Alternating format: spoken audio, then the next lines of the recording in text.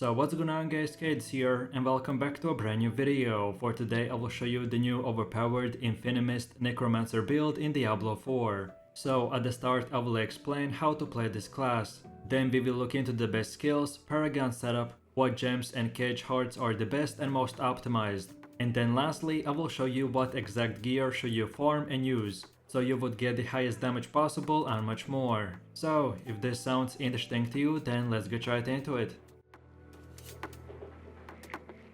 So the Infinimist Necromancer build is best of both worlds, because it combines the highest survivability rates, massive AoE shadow damage and even critical strike burst damage.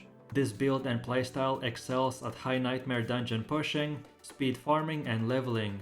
Like most Necro players, all that we will need to do is spam the corpse explosion and rely on mediocre lucky hit procs for crowd control while leveling. But then if you use this build in the endgame, then unlike other builds, the Infinimist Necro will prioritize lucky hit stats to stack over 50%, and by using the Decrepify ability, this will allow us to almost immediately refresh all of our cooldowns, and have infinite amount of blood mist with no cooldown whatsoever. So if you're interested in this build in depth, then keep watching the guide, and you can even copy the exact details by checking description, where you can see this link on a build website.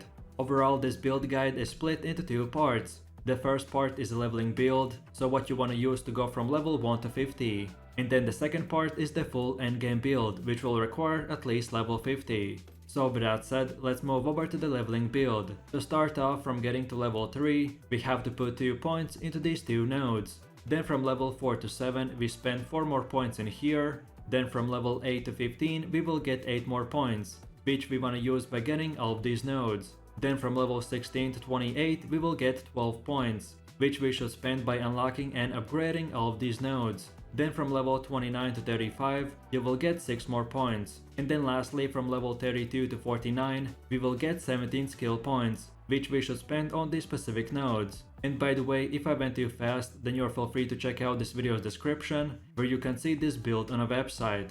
And then finally, don't forget about your renown, which after you gather all the renown in the game, you will get 10 extra skill points. I recommend to spend them towards your leveling progression, which I just explained a second ago. And then in the endgame build, I will show you where you want to spend your 10 leftover skill points. Then let's move over to the Necromancer special class bonus, called the Book of the Dead. The Book of the Dead will give us access to raise skeletons and golems, which will give us the ability to summon many hordes of undead minions to fight by our side.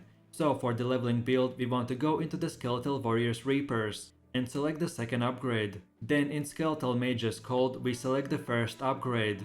And then lastly in the Golem's Bone, we select the third upgrade.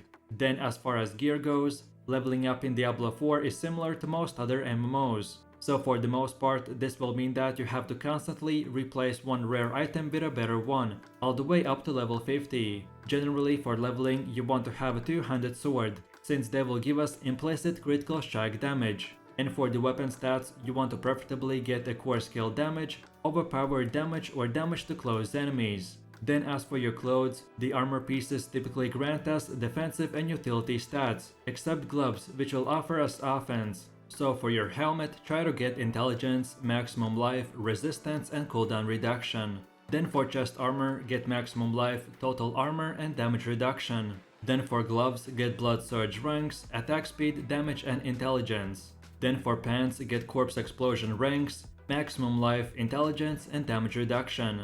Then for boots, get movement speed, corpse tendril ranks and fortified generation. Then for your jewelry, specifically for your amulet, get the imperfectly balanced ranks, blood ranks, essence cost reduction and movement speed. And then finally for both of your rings, get damage, damage to close enemies, damage to CC'd enemies, overpowered damage and vulnerable damage. And don't forget to not upgrade armor or jewelry while leveling. Only socket armor with rubies, jewelry with skulls, weapons with rubies as well, and save the rest of your upgrades for your level 50 build. Then as far as leveling gameplay loop goes, I don't want to go super in depth as skills and abilities will change after you get to level 50. But overall for your leveling build, I recommend to just enjoy each skill and get used to the Necromancer gameplay. So then at the start of the fight, our main goal is to get few mob kills with our small but quick damage abilities. so then we can use our Corpse Tendrils and Corpse Explosion to do massive amounts of damage 24/7. So we have the Hemorrhage and Blood Surge, which are main two starter skills, which we wanna use to get few corpses on the ground by doing quick damage. Then from here we spam the Corpse Explosion and Corpse Tendrils, and they will do massive amounts of AoE and CC damage. Then afterwards we have our Blood Mist, which will make us immune to almost every single effect in the game, so use it if you ever get in trouble or if you are just in between massive mob group.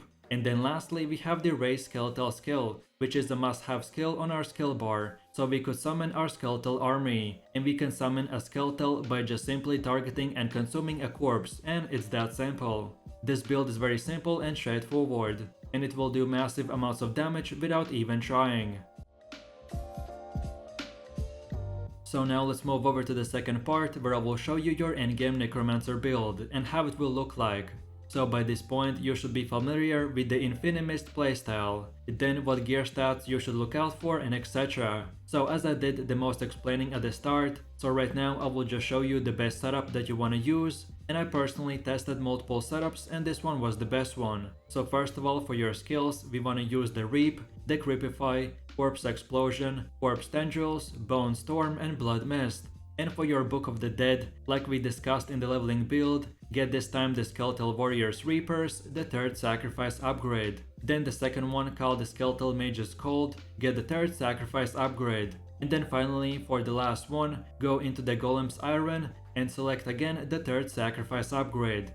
As for your gear, we already looked into the stats, but if you're purely looking for the best armor pieces, then here they are. So we want to get the Covenant's Hell of Disobedience. Then for your chest armor, get the Covenant's Raiment of Explosive Mist. Then for gloves, get the Hell from the Below. Then for pants, go with the Covenant's Chalk of Shielding Storm. Then for boots, get the Ghostwalker's Four Lined Boots. Then for the amulet, equip the Blighted Amulet. Then for the first ring, get the Ring of Decay. And then for the second one, get the Ring of the Ultimate Shadow. Then for your weapon, get the Apprentice Wand of the Grasping Vein.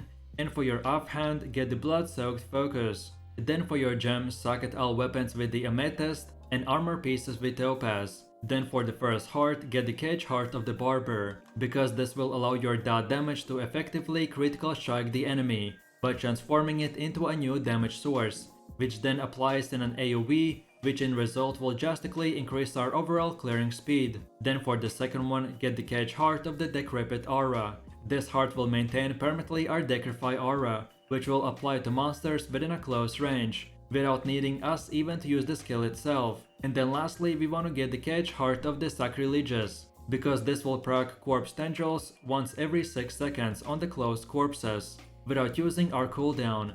It will also cast Corpse Explosion for the extra damage, so all in all, this is a great heart for our massive damage build. Then with that said, moving forwards, and this is how your skill tree will look like. If you just came from the leveling build, then this is a bit more different, but the core principles still are the same. So again, just copy these exact upgrades in no particular order.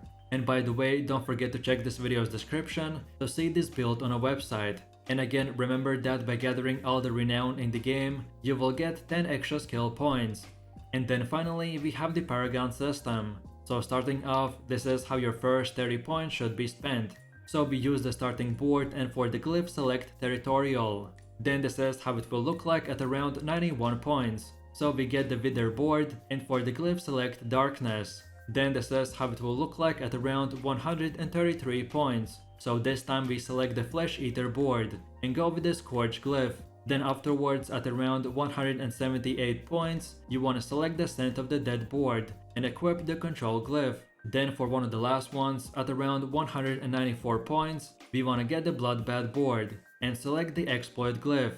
And then lastly, this is our final goal at around 225 points. So we just want to add a few of these last nodes, and that's about it.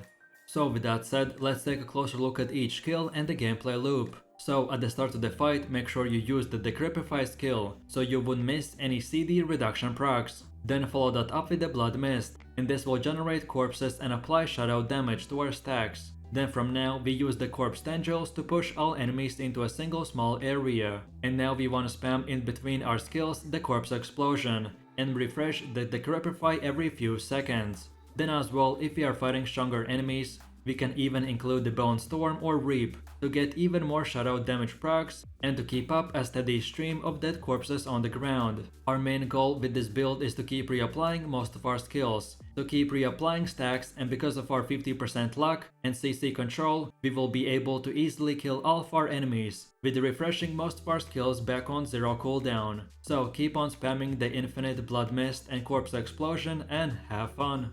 So then in my final summary, the Infinimist Necromancer build is similar to Bone Spear build in just pure damage numbers, but it does do better things than most Necro builds, which are surviving and moving fast. So then now it is obvious that in this new season, this build is the best one to use for farming and potentially to clear a tier 100 nightmare dungeon. Overall, this build for sure is one of the best for speed farming, but it can also push nightmare dungeons very easily. So what are you waiting for? Try this build out and have fun!